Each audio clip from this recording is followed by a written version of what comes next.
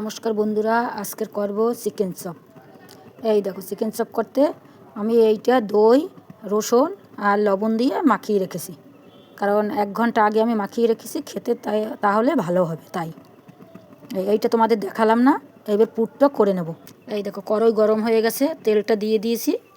আমি একটু চিকেন চপে আলু দেবো, খেতে ভালো লাগবে।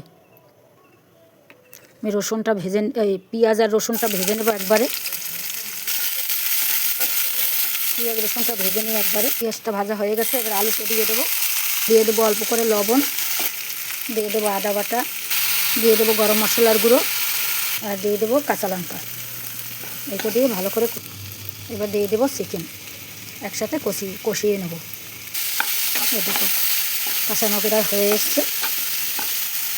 এই দেখো, চিকেন চপের পুরটা হয়েছে নেই, কত সুন্দর পুরটা বানিয়েছি। অসাধারণ একটা গন্ধ বেরোয় গেছে, খেতেও দারুণ হবে।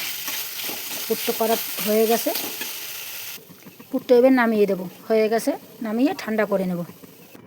ব্যাটারটা গুলিয়ে নেব, কর্নফ্লাওয়ার আর লঙ্কার গুঁড়ো, বেসন আর লবণ, আর অল্প অল্প জল দিয়ে ব্যাটারটা ভালো করে গুলিয়ে নেব। এই দেখো, ব্যাটারটা পুরো রেডি। কত সুন্দর ঘন করে গুলিয়েছি। গ্যাস ধরিয়ে দিয়েছি, কড়াইতে তেলটা দিয়ে দিয়েছি। তেলটা গরম হয়ে গেছে। দেখো, আমি একটু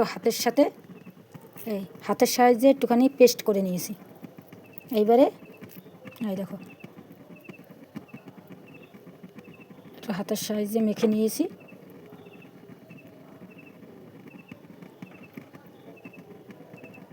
এইভাবে দিয়ে দিই। এই দেখো, হাতের সাহায্যে এটা একটু পেস্ট করে নিয়েছি, ভালো করে একটু মাখিয়ে নিয়েছি, যাতে মিশে যায় আলুটার সাথে আর মাংসটার সাথে, যাতে মিশে যায়। আর একটা দিয়ে দিচ্ছি। এই দেখো, কত সুন্দর চিকেন চপ হয়েছে। এবার তুলে নেব, ভাজা হয়ে গেছে।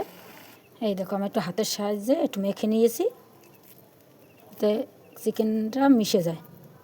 এইভাবে বানিয়ে বেসনে দিয়ে দেবো। এবার কড়াইতে দিয়ে দেবো। এই দেখো, এইবারে গোল গোল ভাজছি, কত সুন্দর হয়েছে। আমি কিন্তু বেকিং সোডা টোডা কিচ্ছু দেইনি, ঘরানা মতো করেছি, কত সুন্দর হয়েছে। দেখো, এই দেখো, চিকেন চপ পুরো রেডি। আমি 2 রকম করেছি, লম্বা করেছি, আবার এই রকম করেছি। আমি ঘরানা মতো করেছি, তোমরা চাইলে অন্যভাবেও করতে পারো, কিন্তু আমি নর্মালভাবে করেছি, খেতেও ভালো লাগবে, অসুবিধাও হবে না। এই দেখো, কত সুন্দর চিকেন চপ হয়েছে।